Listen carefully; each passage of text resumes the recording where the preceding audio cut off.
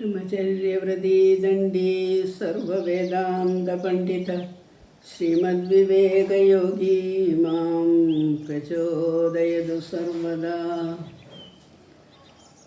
Sometimes when we start analyzing the work which we do, trying to raise it into the science of Karma Yoga, we are surprised at some of the new ideas that Swamiji puts before us. See, we always feel, we have to help others, we have to help the society, we have to help the world, etc.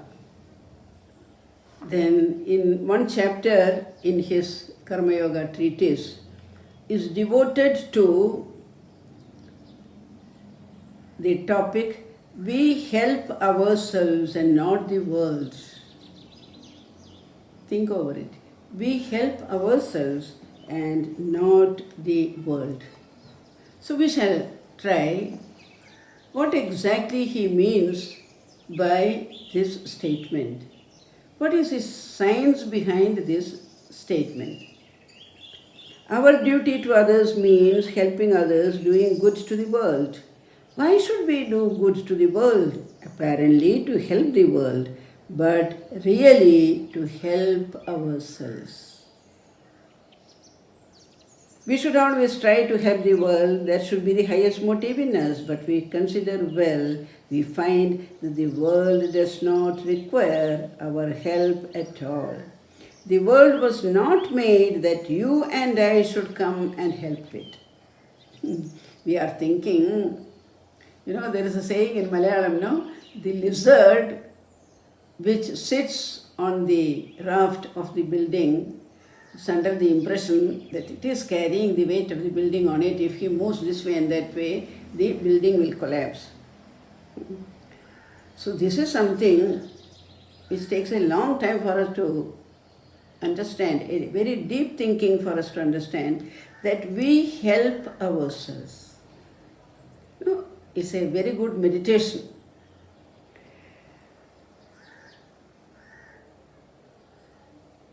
He narrates a very simple experiment he did as a child with some white mice. He narrates an experiment. We kept in a little box in which there were little wheels. Some mice he kept. And when the mice tried to cross the wheels turned and turned and the mice got nowhere. So it is with the world and our help in it. The only help is that we get a moral exercise. Something which is unthinkable for us. We are thinking that we are helping others. Mice never got anywhere because it was the wheels which were turning.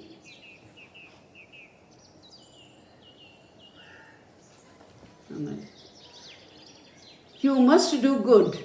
The desire to do good is the highest motive power we have.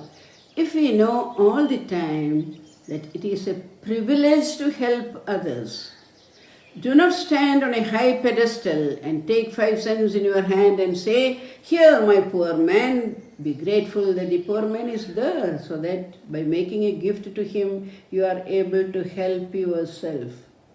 Imagine, when Swamiji was in the United States, he had become famous already.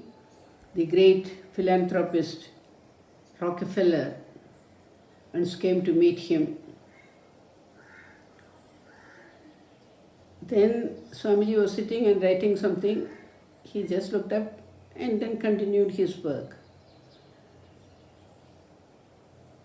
Then he told him, he had listened to Swamiji's lecture about Karma Yoga, the sacrifice and all that, Some change had come in his mind. So he came to tell Swamiji that with my effort, I have managed to bring up so much this, that and all that. Then Swamiji told him that it is a privilege to help others. So he was struck by that. He went back. After a few days, he came back. And he showed him the document that he has started the Rockefeller Foundation.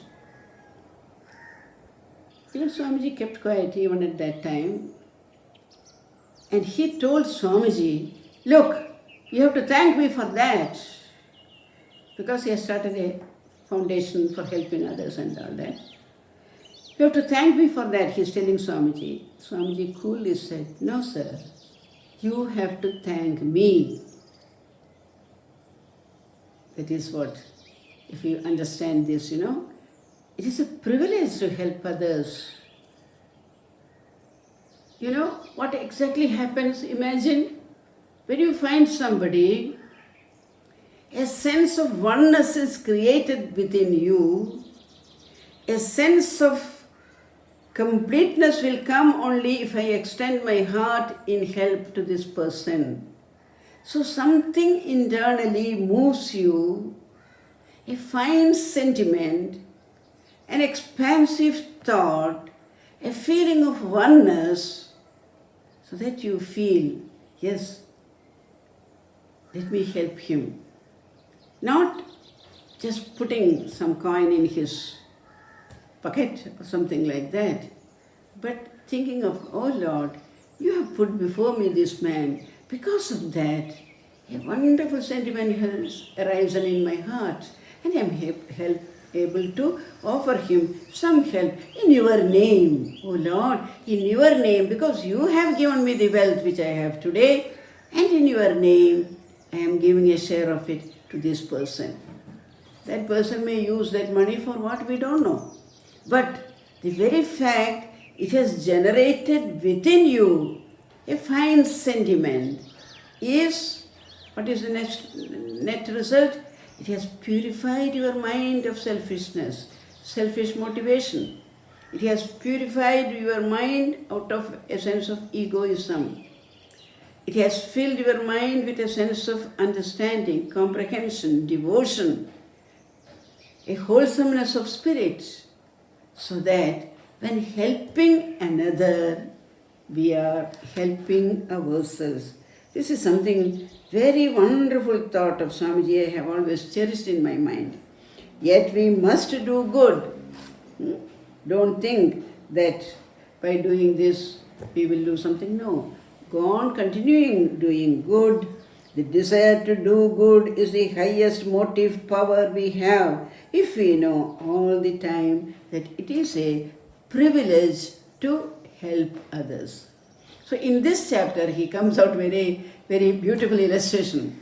We all say, the dog and dog's tail. The dog's tail is always curved and we cannot never straighten it out. So Swamiji says, this society is like a dog with its curled tail, with all its imperfections. However much you try to straighten it out, now we have seen great nations, how they were straightening themselves, and a small little virus particle has shown the foolishness of all that straightening. The society is as bad as ever, and our society looks much better. So you go on straightening the tail of the dog. Minute you take your hands off, it curls back. So Swamiji says, the society is like a curled tail of a dog. However much you try, it will not straighten itself. But you should make it a point to straighten it yourself, because in that process, you straighten yourselves. See? So when you consider it is my privilege to help another, my mind gets refined. My mind comes to harbor a thought of oneness, expansiveness. So with the result, I get a little bit of marks. Chitragupta's account, a small 5 marks or 2 marks is added in my context. So, go on helping others, not expecting a return, not thinking that I will help you. Somebody, one Swamiji and a Shishya was going along the road, there was a man begging for money. Guru went straight, but the Shishya felt bad and he had a 5 rupee coin and he gave it. He went away. Then the Guru after some time asked, you go and see where that man has gone, that beggar. He found he has gone to a toddy shop to drink. So that 5 rupees came to him as to improve him or to harm his health. So this is how the world is such a confused thing for us. So unless we generate within us some spiritual power, what we do, what we speak, what we think may not always be as we feel it or as we see it. That is how we had an introduction, so much I talked about Satya, etc., etc.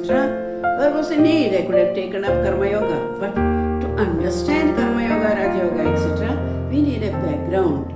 What does the Indian culture tell us of the absolute truth? It's all pervasiveness, the interrelated, interconnected, interdependence of all of us together. So with this view in our mind of this wholesomeness of the creation, then we can study Karma Yoga, Raja Yoga, Bhakti Yoga, etc. in a correct way. So we must help the world, but not with the feeling that I am a master and I am helping this. No, it is my great privilege to help one human being to get one food, maybe a tea or maybe something. So Swamiji's one whole chapter he devotes, we help ourselves.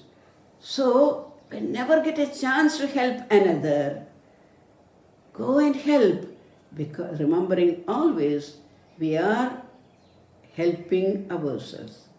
We are improving our own stature. We are purifying our own thoughts of exclusiveness.